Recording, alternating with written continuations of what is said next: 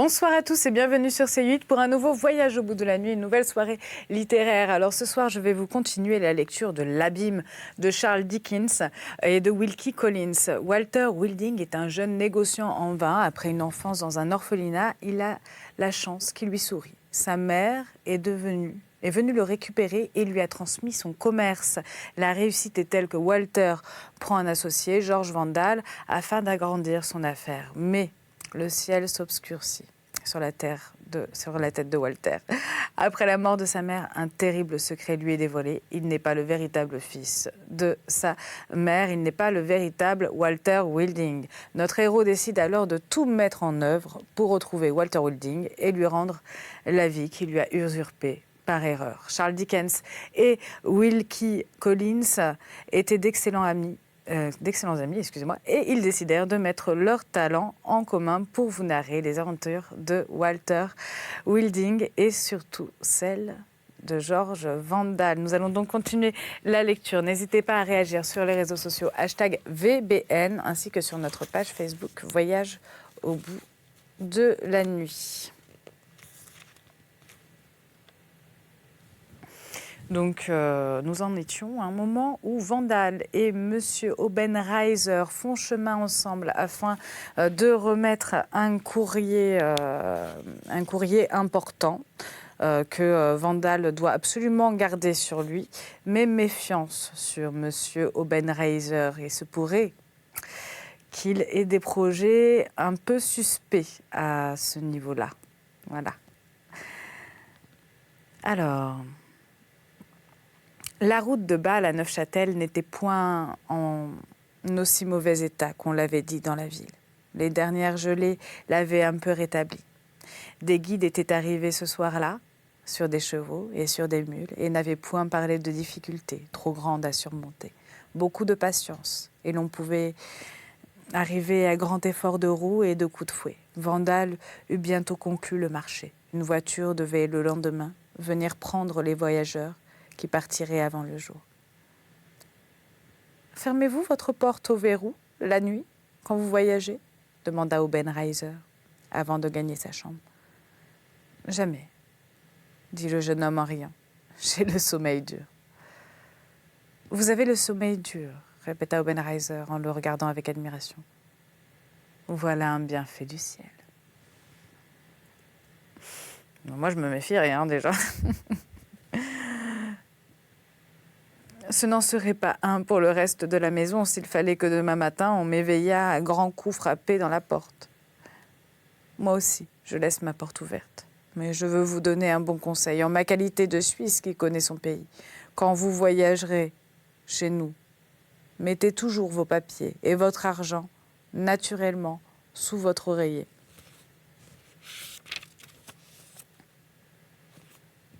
Vous faites là un singulier éloge de vos compatriotes.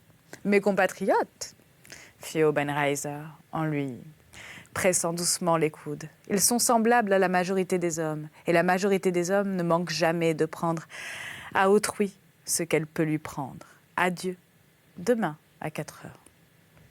À 4 heures, bonsoir. Resté seul, Vandal rapprocha les bûches, les couvrit de la cendre blanche du bois de sapin répandu dans le foyer, et s'assit, la tête dans ses mains, pour rassembler ses pensées. Mais elle continuait à courir dans l'espace et le grondement du fleuve. Elle les agitait encore. Tandis que le jeune homme essayait de réfléchir, la disposition au sommeil qui le gagnait auparavant le quitta. Il lui parut qu'il ferait bien de ne pas se coucher encore, et il demeura près du feu. Marguerite, Wilding, Obenreizer passaient devant ses yeux, avec 1000 visions, 1000 espérances nouvelles. Tous ses rêves prirent possession de son esprit et il ne sentit plus le besoin du repos. Le sommeil s'éloignait de lui, sa bougie se consuma, la lumière s'éteignit, mais la lueur du feu suffisait à éclairer la chambre. Vandal changea de posture, appuya son bras sur le dos de sa chaise, son menton sur sa main, et demeura là, méditant toujours. Il était assis entre le lit et le foyer. La flamme vacillait. agité par le vent du fleuve, et l'ombre du jeune homme démesurément agrandi se jouait auprès du lit, sur la muraille blanche. Cette ombre à l'air affligé semblait se pencher sur sa couchette, dans une attitude suppliante. Cependant, Vandal se sentit tout ému.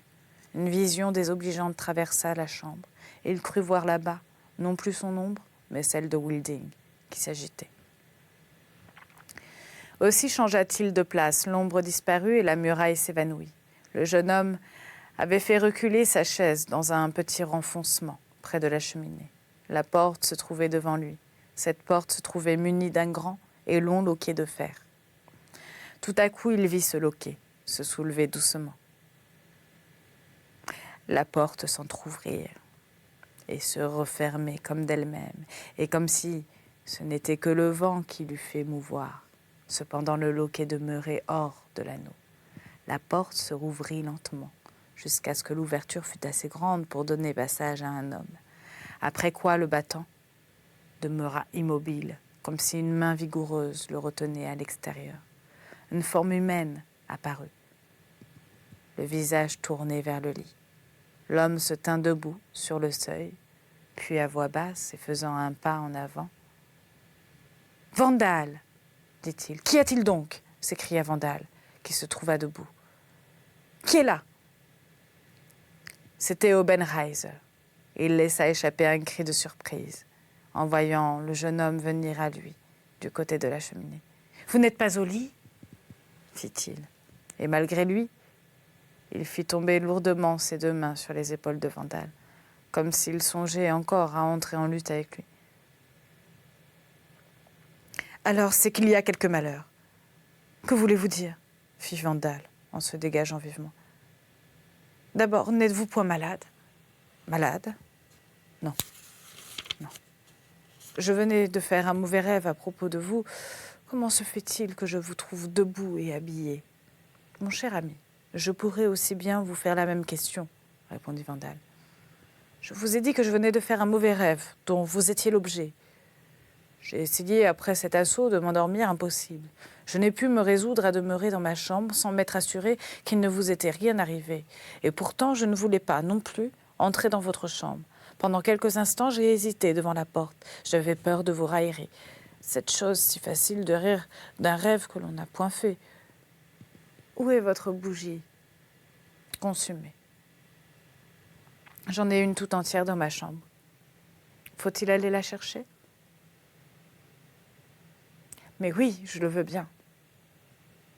La chambre d'Obenreizer était voisine de celle de Vandal. Il est naïf, quand même, Vandal, là. Il ne s'absenta qu'un moment et revint avec la bougie à la main. Son premier soin fut de se mettre à genoux devant l'âtre et de souffler de tous ses poumons sur les charbons presque éteints. Vandal, qui le regardait, vit que ses lèvres étaient blêmes. « Oui, » dit Obenreizer en se relevant. « C'était un mauvais rêve. Vous devez voir sur mon visage l'impression qu'il m'a laissée. » Ses pieds étaient nus, sa chemise de flanelle ouverte sur sa poitrine, ses manches relevées jusqu'au coude. Il n'avait d'autre vêtement qu'un caleçon trop juste pour lui. Son corps serré dans cette gaine avait un air de souplesse sauvage. Si ses lèvres étaient pâles, ses yeux brillaient d'un feu étrange. S'il y avait eu ici quelque lutte à soutenir avec un voleur, ainsi que me le disait mon rêve, fit-il, vous voyez que j'étais tout prêt. Et même armé, dit Vandal en lui indiquant du doigt sa ceinture. Un poignard de voyage que j'emporte toujours en route avec moi, répliqua le Suisse, d'un air insouciant, en tirant à moitié le poignard de son fourreau. Est-ce que vous n'avez pas aussi sur vous de quoi vous défendre ? Rien du tout. Pas de pistolet ? Demanda Obenreizer en jetant un regard sur la table, et de là vers le lit sur l'oreiller. Pas de pistolet. Vous autres Anglais, vous êtes si confiants. Désirez-vous dormir ? Je l'aurais bien désiré, et depuis longtemps, mais je n'ai pu. Je ne le pourrai non plus après ce maudit rêve. Mon feu s'est consumé comme votre bougie. Puis-je venir m'installer auprès du vôtre ? 2 heures. Il sera si vite 4 heures que ce n'est pas la peine de se mettre au lit. Pour moi, dit Vandal, je ne me coucherai pas. Faites-moi compagnie, soyez le bienvenu. Après être retourné dans sa chambre pour s'y vêtir, Obenreizer reparut enveloppé dans une sorte de caban et chaussé de pantoufles. Les deux jeunes gens prirent place de chaque côté du foyer. Vandal avait ravivé le feu. Obenreizer mit sur sa table une bouteille et un verre.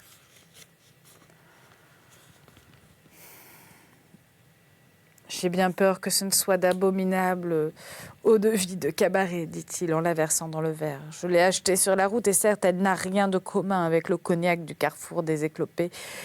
Mais votre provision est épuisée, tant pis. Une froide nuit, un pays froid, une froide maison.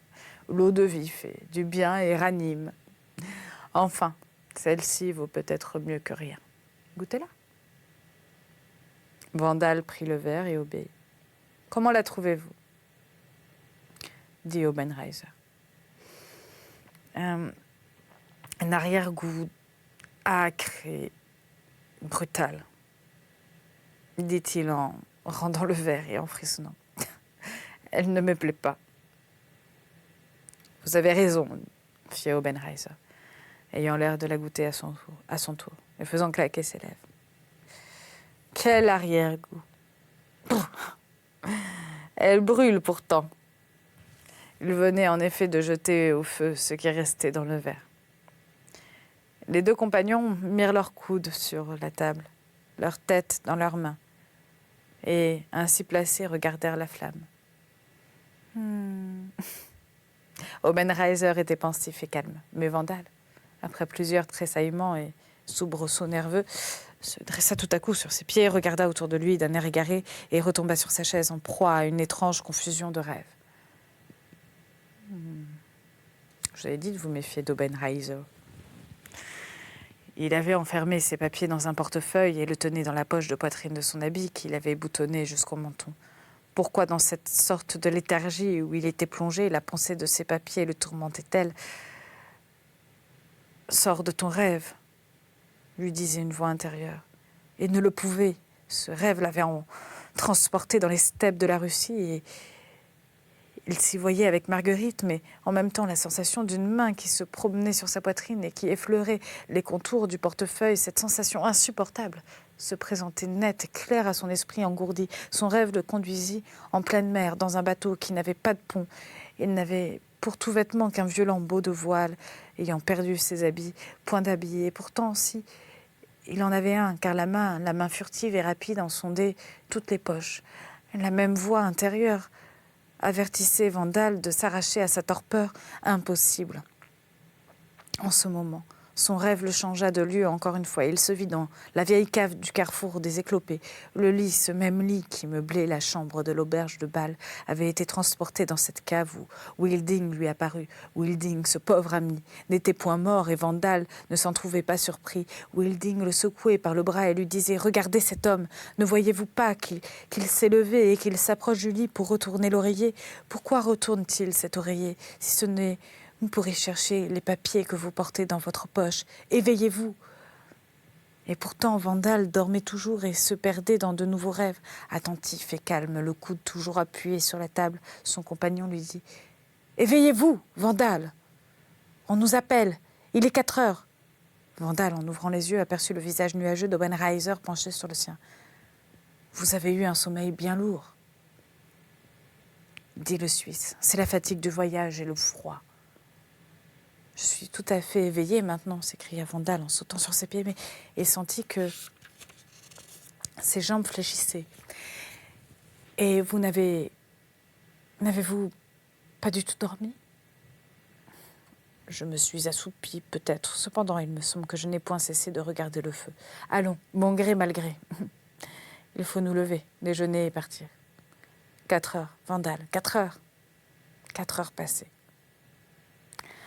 Ces derniers mots, Obenreizer les lui cria de toute sa force pour achever de l'éveiller, car Vandal retombait déjà dans sa somnolence invincible. Tout en faisant les préparatifs de cette journée de voyage, tout en déjeunant, il semblait dormir encore à la fin de ce jour. Il n'avait point d'autre impression de voyage que celle d'un froid rigoureux, du tintement des grelots des chevaux qui glissaient entre de maussades collines et des bois déserts. Ça et là, quelques stations où l'on s'arrêtait pour manger ou boire, on entrait dans ces maisons borgnes. On travaillait d'abord les tables pour arriver à la salle destinée aux voyageurs. Vandal se laissait conduire machinalement. Il ne se souvenait de rien sinon d'avoir vu Obenreizer, toujours pensif à ses côtés. Lorsqu'enfin il secoua cette léthargie insupportable, Obenreizer n'était plus là. La voiture s'était arrêtée devant une nouvelle auberge, auprès d'une file de haquets chargés de tonneaux de vin et traînés par des chevaux harnachés de colliers bleus. Ce convoi semblait venir du point où se rendaient nos voyageurs. Obenreizer, non plus pensif, mais tout au contraire joyeux et alerte, causait avec les voituriers. Vandal s'étira longuement. Son sang tout à coup circula mieux. Le reste de son engourdissement se dissipa après quelques pas qu'il fit au grand air sous cette bise fortifiante. Pendant ce temps-là, la file des haquets se mit en marche. Les voituriers saluaient Obenreizer en passant. « Quels sont ces gens ?» demanda Vandal. « Ce sont nos voituriers, ceux de Defrenier, ainsi. Ce sont nos fûtes. C'est notre vin. » Il se mit à fredonner une chanson et alluma un cigare. « J'ai été pour vous une triste société aujourd'hui, » fit Vandal. « Je ne m'explique point ce qui m'est arrivé. » « Vous n'avez pas dormi la nuit dernière, fit Obenreizer. Et sous un tel froid, quand on a été privé de sommeil, le cerveau se congestionne aisément. J'ai souvent été témoin de ce phénomène. En somme, je crois que nous aurons fait ce voyage pour rien. » « Comment pour rien ? » « Les gens que nous allons chercher sont à Milan. Vous savez que nous avons 2 maisons, l'une de vin à Neufchâtel, l'autre à Milan, pour le commerce des soieries.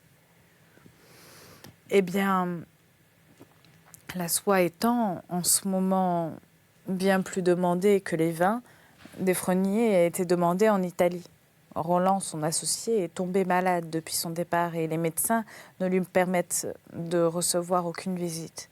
Vous trouverez à Neufchâtel une lettre qui vous attend pour vous apprendre tout ceci. Je tiens ces détails de notre principal voiturier avec qui vous m'avez vu causer. Il a été surpris de vous voir et m'a dit qu'il avait mission de vous avertir s'il vous rencontrait. Que voulez-vous faire ? Retournons sur nos pas. Point du tout, nous continuons notre route. Nous continuons.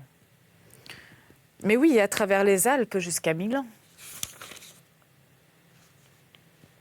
Obenreizer cessa de fumer pour regarder Vandal, qui regarda les pierres du chemin à ses pieds. « J'ai la responsabilité d'une chose très sérieuse, dit-il. Plusieurs de ces modèles de quittance imprimés ont été soustraits dans la caisse de Defrenier-NC. Ils peuvent servir à un terrible usage. On me supplie de ne point perdre de temps pour aider la maison à s'assurer du voleur. Rien ne me ferait revenir en arrière. »« Vrai ?» s'écria Obenreizer, ôtant son cigare de sa bouche pour y dessiner plus aisément un sourire et tendant la main à son compagnon. « Eh bien, rien ne me fera retourner en arrière, moi non plus. Allons. Guide, dépêchons. » Ils voyagèrent de nuit. Il était tombé beaucoup de neige. Elle était en partie glacée. Ils n'allaient guère plus vite que des piétons. C'était sans cesse de nouvelles stations pour laisser reposer les chevaux épuisés qui se débattaient dans la neige ou dans la boue. 1 heure après le lever du jour, on faisait halte à la porte d'une auberge de Neufchâtel, ayant mis 28 heures à parcourir 80 000 Anglais environ. Dès qu'ils se furent lavés et restaurés quelque peu, nos 2 voyageurs se rendirent ensemble à la maison de Defrenier-NC. Là, ils trouvèrent la lettre annoncée par le voiturier, renfermant les modèles d'écriture qui devaient servir à faire reconnaître le faussaire. La détermination de Vandal de pousser en avant sans se reposer était déjà prise. La seule difficulté, maintenant, était de savoir par quel passage on pourrait traverser les Alpes. Il y en a 2, l'un par le Simplon, l'autre par le Saint-Gothard. Et sur l'un et l'autre, les guides et les conducteurs de mules émettaient des avis bien différents. Les deux passages se trouvent à une trop grande distance pour qu'on pût penser à les essayer successivement. Il fallait choisir. Les voyageurs, au reste, savaient bien que la neige qui tombait pouvait en quelques heures changer toutes les conditions actuelles du voyage, encore que les guides n'eussent point commis d'erreur à ce sujet. Au demeurant, le Simplon paraissait être celle des deux routes qui a inspiré le plus de confiance. Vandal se décida donc pour le Simplon. Obenreiser n'avait pris que peu de part à la querelle. Il n'avait presque point parlé. On traversa Genève, Lausanne, on suivit les bords du Léman, puis les vallées tortueuses entre les pics et toute la vallée du Rhône. Le bruit des roues de la voiture pendant la nuit ressemblait à celui d'une grande horloge indiquant les heures. Aucune altération nouvelle du temps ne vint déranger cette marche pénible. Il faisait un froid cruel. La chaîne des Alpes se reflétait dans un ciel jaunâtre. Les cimes étaient éblouissantes et la neige, couvrant les hautes montagnes et les collines au bord des lacs et des torrents, ternissait par contraste la pureté des eaux. Les villages sortant de cette vapeur blanche prenaient une mine sale et décolorée. Cependant, la neige ne tombait plus. Il n'y en avait pas sur la route. Les deux jeunes gens traversant ce froid brouillard cheminaient les habits et les cheveux couverts de glaçons. Et sans cesse, jour et nuit, la voiture roulait. L'un d'eux croyait entendre le bruit des roues qui lui disait à peu près, comme naguère à Bâle, le murmure du Rhin. Le temps de le voler vivant est passé. Il faut que je le tue. Ils arrivèrent enfin à la pauvre ville de Brigue, au pied du Simplon. La nuit était venue. Et cependant, ils pouvaient encore voir combien l'œuvre de l'homme, et l'homme lui-même, sont petits en présence de ces grandes horreurs et de ces grandes beautés des montagnes. Là, il fallut passer la nuit. Ils y trouvèrent au moins un bon feu, un dîner, du vin, et les disputes avec les guides commencèrent. Aucune créature humaine n'avait franchi la passe depuis 4 jours. La neige était trop molle pour porter les voitures. Elle n'était pas assez dure pour le traîneau. En outre, le ciel était gonflé, et cette neige maudite n'étant point tombée depuis quelque temps, on savait bien qu'il fallait à la fin qu'elle tombât. Dans ces circonstances, le voyage ne pouvait être rempli qu'à dos de mulet ou à pied. Mais il fallait alors payer les guides, comme en cas de danger. Et cela également, s'il réussissait à mener le voyageur au bout du passage ou si le chemin faisant, il jugeait que le péril était trop grand et qu'il fallait revenir en arrière. Cette fois encore, Obenreiser ne prit aucune part à la discussion. Il fumait silencieusement au coin du feu. Jusqu'à ce qu'enfin Vandal eut congédié les disputeurs et lui demanda son avis.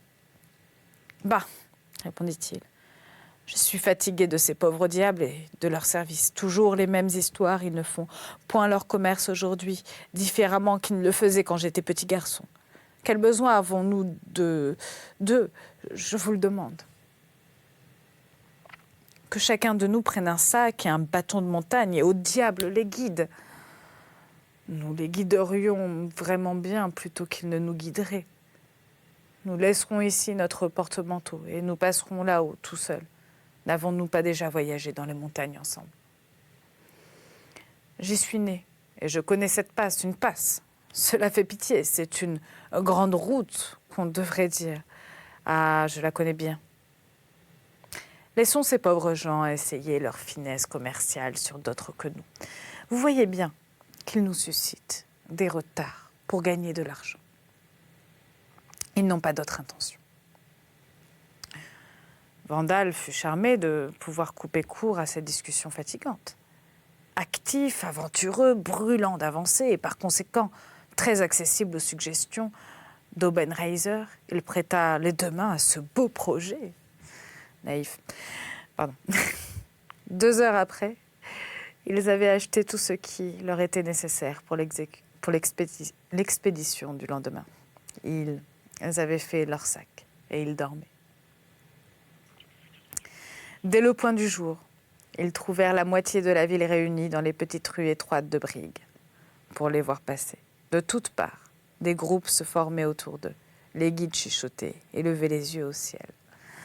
Personne ne leur souhaita un bon voyage. Voilà, c'est ainsi que se termine cette lecture de l'Abîme de Charles Dickens et de Wilkie Collins. Je vous souhaite à tous une très très agréable soirée et à tout bientôt.